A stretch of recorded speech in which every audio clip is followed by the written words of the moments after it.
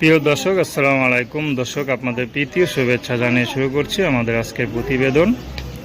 তো দর্শক, দেখতেই পাচ্ছেন আমাদের সামনে এক আপু দাঁড়িয়ে আছে। আমরা তার গল্পটা শুনবো, জানবো আপু কেন আমাদের ইউটিউবের মাঝে আসলেন, তিনি কি বলতে চান। আপু আসসালামু আলাইকুম, ওয়ালাইকুম আসসালাম। কেমন আছেন?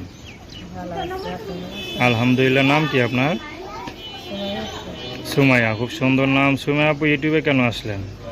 ইউটিউবে ভাই আগেও আসছে, অনেক কষ্ট করে আসছি, সেরকম কোনো ভাইয়ের পাশে দাঁড়াইতেছে না।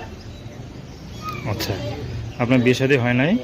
না, দেখে তো মাশাআল্লাহ কত সুন্দর, এই সুন্দর চেহারা, বিয়ে শাদী হয় নাই, কে প্রেমের অফার করে না, এটা কেউ বিশ্বাস করবে? প্রেমের অফার করছে, কিন্তু কাজে থাকে তো ফোন ধরতে পারি না। কি কাজ করেন আপনি? বাসা বাড়িতে কাজ করি। এত সুন্দর চেহারা, বাসা বাড়িতে কাজ করেন, কেউ বিশ্বাস করবে এটা? না ভাই, আমি বাসা বাড়িতেই কাজ করি, অনেকদিন ধরে 5 বছর ধরে বাসা বাড়িতে কাজ করি। আচ্ছা, কেন বাবা নাই?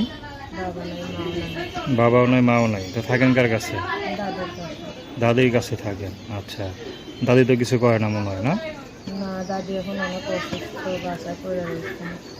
তো আপনার তো এতদিনে বিয়ে হয়ে যাওয়ার কথা, কেউ কখনো বিয়ের প্রস্তাব দেয় নাই? বিয়ের প্রস্তাব মুখেই বলে, কিন্তু সরকার কোনোদিন বিয়ে করে না, খালি ফোন দিয়ে বিরক্ত করে। আচ্ছা আচ্ছা, বিরক্ত করে শুধু নাকি? খালি এটা ওটা কথা জানতো? বলে, বাজে বাজে কথা বলে, ফোন দিয়ে কাজের কথা কেউ বলে না। আচ্ছা, আপনি তো বাজে কথা শুনতে আসছেন, আসছেন? না, আপনি আসছেন স্বামীর ঘর করতে নাকি?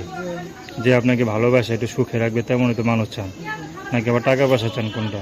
না না, টাকা পয়সা না, সেরকম ভাই যদি আমার পাশে থাকে, বিয়ে করে, ওইটাই চাই।